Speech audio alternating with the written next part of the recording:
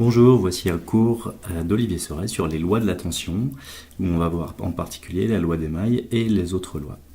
Donc dans un premier temps, on va regarder la loi d'Émaille, dans un deuxième temps, on va s'intéresser aux autres lois, notamment celles qu'on trouve dans les livres de quatrième. Et enfin, si on a le temps, on terminera par essayer de comprendre cette loi d'Émaille.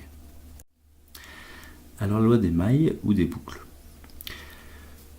Prenons un circuit quelconque, qui est représenté ainsi, par le schéma, et à chacun des dipôles, on peut associer une tension auquel on donne une notation mathématique, UG pour le générateur, U2 pour la lampe 2, par exemple.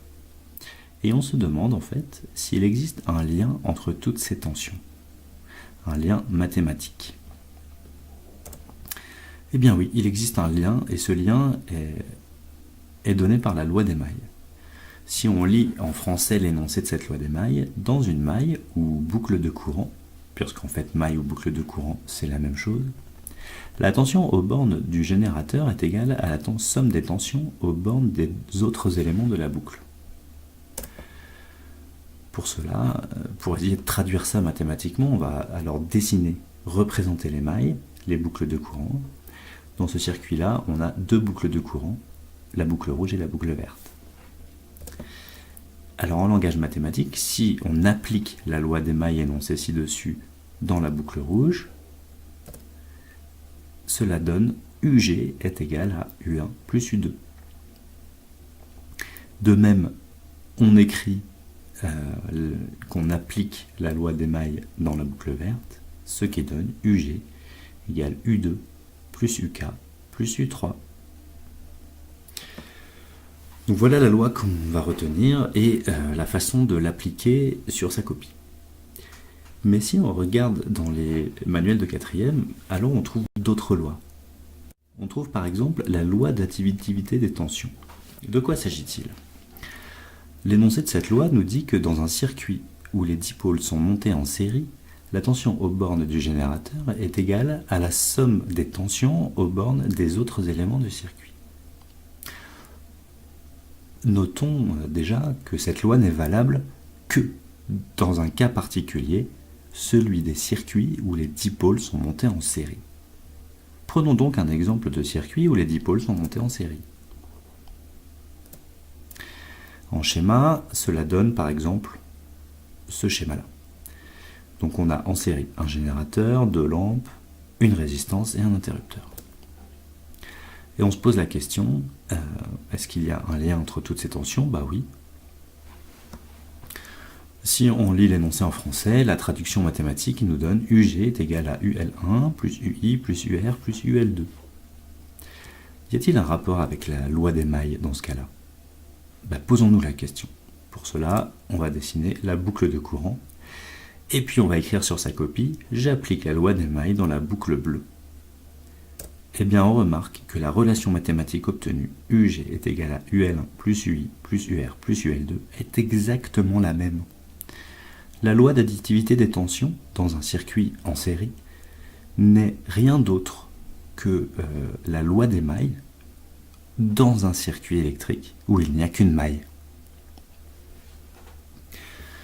Maintenant, on trouve aussi dans les livres de quatrième une autre loi, la loi d'unicité de la tension.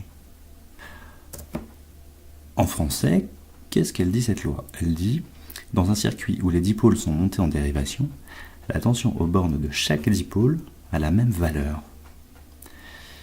Prenons donc un exemple de circuit où tous les dipôles sont montés en dérivation. Donc là, on a en dérivation un générateur, une lampe, un dipôle qui n'est pas spécifié et une diode. Si on fait la traduction mathématique de l'énoncé de la loi en français, ça nous donnerait UG égale UL plus UM plus UD. Encore une fois, on va se poser la question, si on appliquait la loi d'Émaille, qu'est-ce qu'on obtiendrait? Alors pour cela, on va commencer par dessiner les boucles de courant. Ici, nous avons trois boucles de courant représentées dans ce schéma en vert, en rouge et en bleu. Et on écrit sur sa copie, j'applique la loi d'émail dans la boucle bleue. Et on obtient UG égale UL. On fait de même dans la boucle rouge, UG égale UM. Et dans la boucle verte, UG égale UD. Eh bien, on remarque que, encore une fois, les liens, les relations mathématiques entre les tensions données par la loi d'émail sont exactement les mêmes que ceux donnés par la loi d'unicité. Qu'est-ce qu'on va retenir alors de toutes ces lois-là? Eh bien, on va en retenir qu'une seule. La loi d'émail englobe les deux autres. Et en plus, elle est plus générale. Contrairement aux autres, elle est valable dans tous les circuits. Nous n'allons retenir que la loi d'émail. Et pour bien l'utiliser à l'écrit dans sa copie, on va faire successivement le langage schéma. On représente les mailles ou boucles de courant sur le schéma.